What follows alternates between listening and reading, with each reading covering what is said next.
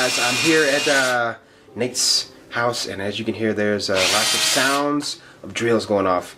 And you guys see how beautiful Power Ranger helmets are, but you don't see the work behind it. So this is kind of giving you the laydown for how a helmet cast and the process goes about, and how to make it look glorious, like the helmets you've seen before and like the ones that we wear. This is that process to get it there. Alright, so here we go. This is what do you call this piece once again, Nate? This is the mother mold. It's the mother mold. So we got the mother hard mold. shell around the original sculpt. I can guess. You gotta try to split this open. Don't do this at home. Don't use a big knife like I'm doing. Don't use a big knife. So he's cutting this open right now. From what I hear, will there be much of a sanding process with this one? Not too much. It should be most of the sanding was done beforehand. You can do some minor cleanup. Okay. But that's about it. To get these, get it going first, you basically, in the words of someone who is more unskilled in putting the cast and getting it together, you have to take the egg out of the shell. For people with my kind of brain, but Nate can explain that a lot better than I can.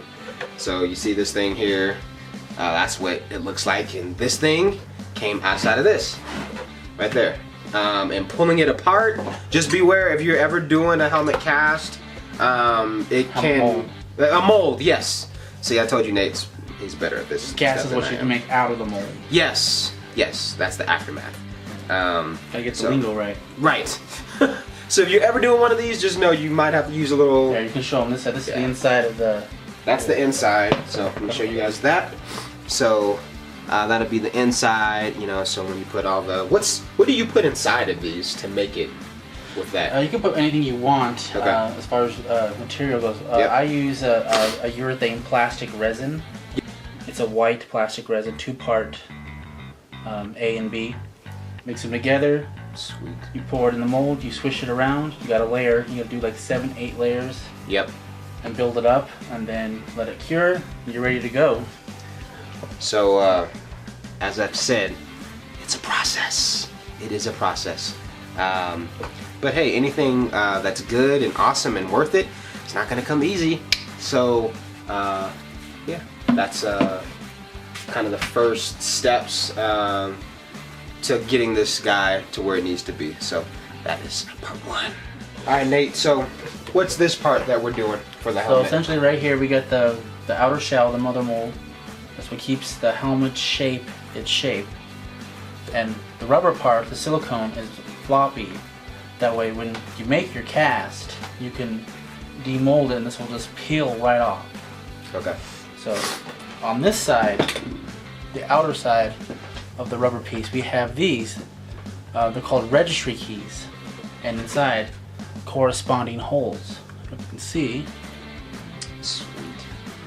And what we're supposed to do is align these little buttons with the holes inside. So that way you have the same shape and consistency each time. Okay. That way you don't end up with a lumpy helmet.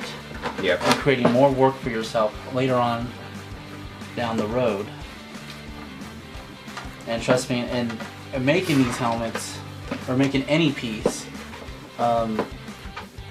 having the less time to work on it, the better. And there you go. There it is. Crazy. All set in place. That's awesome. Alright, so Nate, what is this process that we're doing here now? Alright, so what we're going to do here for the White Ranger, there are gold pieces on the helmet. You can see in here. Yep. All along here will be gold. Yep. And what we're going to do is we're going to do a process called cold casting. Okay. Cold casting is where you use metal powder mixed in with a resin of some sort. In this case we're using a plastic resin, a clear plastic resin. Smooth Cast 325. Okay. We have brass powder in here, and we're going to mix the brass powder with these pre-measured out resins right here. Okay. It's 1 part A, 1 part B, even amounts. Yep. And you can see on here, along here, these little cups have little measuring lines for them. So we already pre-measured this out. And I like to use, I guess, double of one of the parts. So it would be, when you mix the two parts together, Yep. it'd actually just be half and half Yep. at that point. But it'll give us a really thick consistency. We'll use a plastic, One of these guys. I guess a miniature tongue depressor, a popsicle stick, Yep. and then we'll paint it in with a chip brush, and we'll paint all the pre-mixtured resin together. Okay. Sweet. And then that process, when it's done, after we do the final coats and everything, and we demold it, Yep.